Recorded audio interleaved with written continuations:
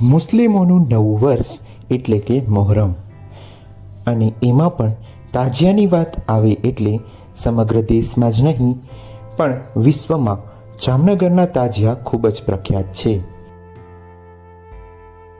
આ મહિનો જામનગર સહિત દુનિયાભરના મુસ્લિમો માટે ઐતિહાસિક રૂપે ખૂબ મહત્વપૂર્ણ છે.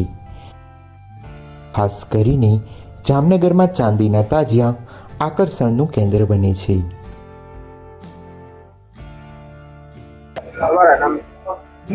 મારું નામ મોહમ્મદ ઉસ્માન શાહ મોહમ્મદ કાદરી.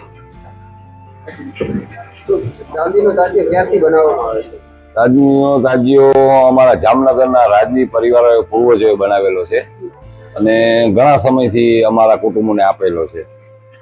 જે રાજા દ્વારા બનાવવામાં આવેલા અને ફરી રિન્યુએશન આપણા જામ સતુરસલિયાજીનું બર્થડે હતું ત્યારે રિન્યુએશન પછી થયેલું છે. અને આ હિન્દુ મુસ્લિમ એકતાનું પ્રતિક તાજિયો છે અને વિશ્વમાં પ્રસિદ્ધ છે કે જેમાં અનેક સારા જે હસ્તીઓ સેલિબ્રિટીઓ જે કહેવાય છે એ આ સેલિબ્રિટી જે વર્લ્ડની અંદર ઇમામ હુસેન છે એમને નમન કરવા આવે છે અને એમની પાસે દુઆઓ માંગવા આવે છે. જામનગર શહેરમાં પરવાનાવાળા તાજિયા કુલ 29 છે.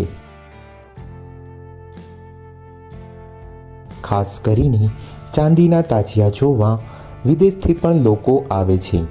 જામનગરના તાજિયા વિશ્વભરમાં પ્રખ્યાત છે. ત્યાં ચાંદીનો તાજિયો જામનગરના રાજવી પરિવારે ભેટ સ્વરૂપે આપ્યો છે. આ ચાંદીના તાજિયાનું વજન 190 કિલો છે. મોહરમના દિવસે આ તાજિયાના દર્શન કરવા માટે મોટી સંખ્યામાં હિન્દુ અને મુસ્લિમ સમાજના લોકો ઉમટી પડે છે.